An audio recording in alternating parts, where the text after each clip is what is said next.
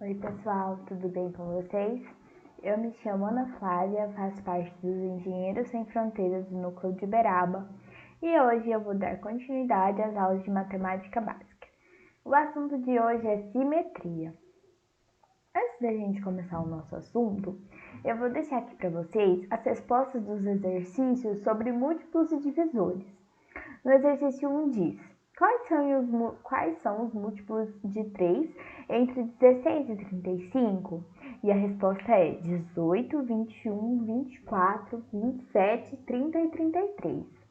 No exercício 2 diz: quais são os divisores de 15? Quais dos divisores de 15 são divisores de 25 também? E aí a gente tem como resposta 1 e 5.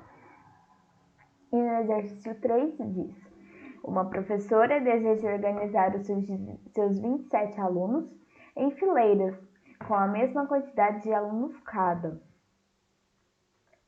De quantas formas ela pode fazer isso? E a gente tem como resposta 4 maneiras diferentes. Bom, começamos aqui, agora a nossa matéria de hoje, simetria. Se um elemento ele é separado em partes e ambas, quando sobrepostas, têm o mesmo tamanho, ele é considerado simétrico. Na geometria, um objeto representa simetria quando ele se parece, o mesmo depois de uma transformação com reflexão ou rotação. Por exemplo, aqui a gente tem uma figura não simétrica. Aqui a gente tem uma figura não simétrica. Aqui já tem simetria. Os eixos de simetria estão bem definidos. Aqui também a gente tem uma figura simétrica. Os seus eixos estão bem definidos. E aqui a gente também tem uma figura simétrica. Um exemplo de elemento simétrico são as figuras geométricas, como eu falei para vocês. Agora a gente vai falar sobre alguns tipos de simetria.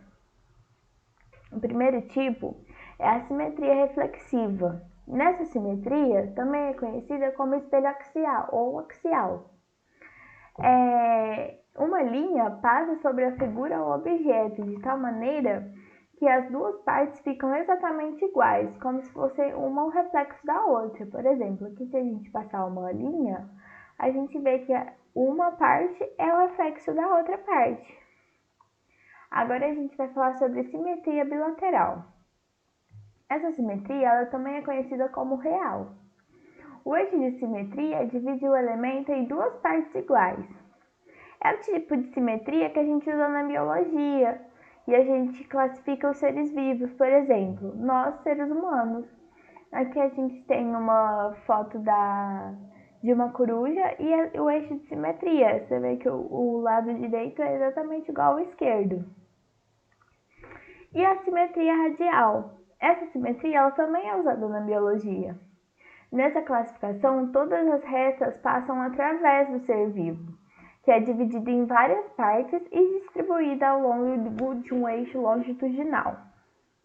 A estrela marinha é um exemplo de ser vivo com simetria radial.